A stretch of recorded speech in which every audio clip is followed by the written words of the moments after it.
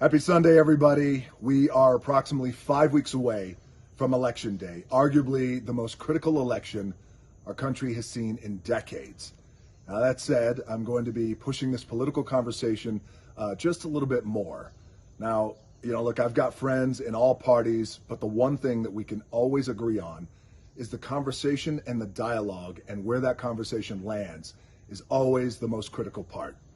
Now, this is something that I've certainly not done in the past, so I'm going to go big. You guys know me. If I go big.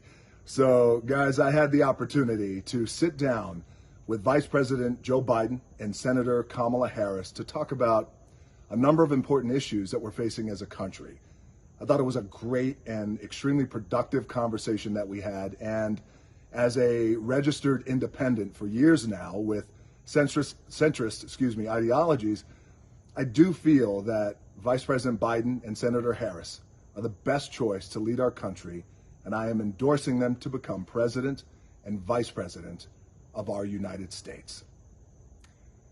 This past January, approximately 9 months ago, my old man died, and I didn't get a chance to say goodbye to him, but he always said that respect is given when it's earned.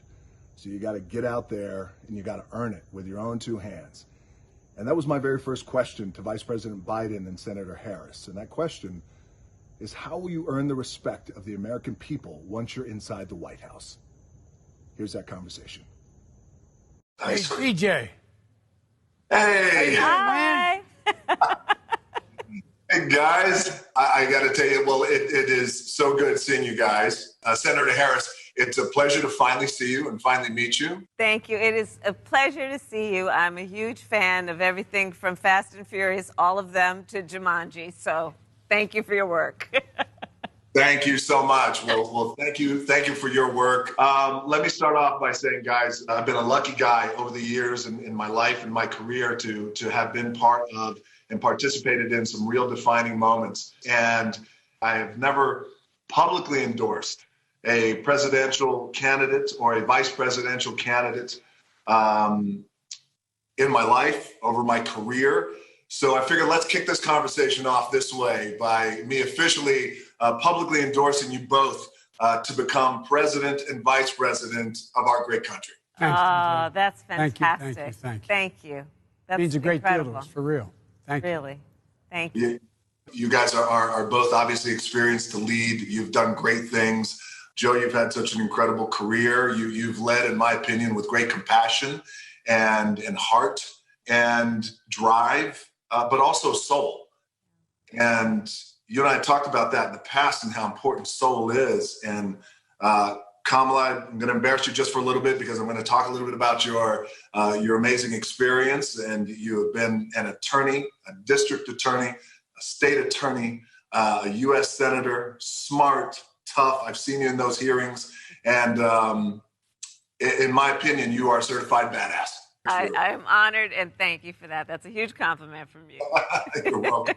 Joe, you and I have talked about the relationship that you had with your father. This idea of respect and earning respect that our parents have taught us. My dad always said, respect is given when it's earned.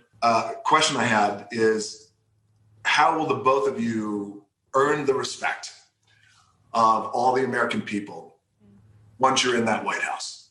By doing what we say we're going to do, by keeping our word, by leveling with the American people, by taking responsibility. When we fail, acknowledge it. We're not going to be perfect, but take responsibility. Say, this is what I'm going to do. This is what I believe. And tell the truth. That sounds so basic. But the American people are strong. They're tough. They can take anything if you level with them and tell the truth. And one of the ways we're going to do it is demonstrate we mean what we say. Our administration, DJ, is going to look like America. It's going to be representative of all of America. Absolutely. Kamala, how do you feel? How do we earn it? How do we earn it with our own two hands? Well, to your point, DJ, it's about trust, right?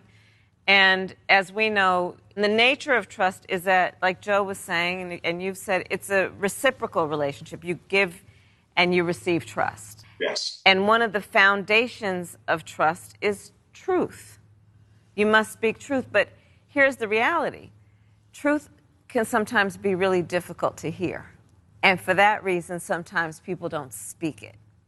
But you cannot have trust if you don't speak truth. You know that as a parent. We know that as parents.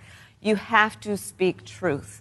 And as long as there is an understanding that it is being spoken not to confront, not to hurt, but to deal with things the way they must be handled, I think that has to be part of the core of what we do as we go forward, because to your point, we're facing as a country so many challenges, and people are grieving. I mean, people are grieving the loss of life, the loss of jobs, the loss of certainty, the loss of normalcy. And to heal and get through this, we're going to have to be honest about what healing will require. Yes. And that's one of the things that Joe and I really do have in common, which is we're motivated by healing, but we know to do that, we have to be honest about what it's going to take. Yes, absolutely. You know, and to that point, when you're honest with a scenario and people who you care about, and obviously you guys, all of us care deeply about our American people, that when you mentioned the word decency, you mentioned the word respect and honesty, dealing with this, but it's also, it leads right into making progress, but through a humanity, and how important that progress is, but through humanity. And thank you for saying that.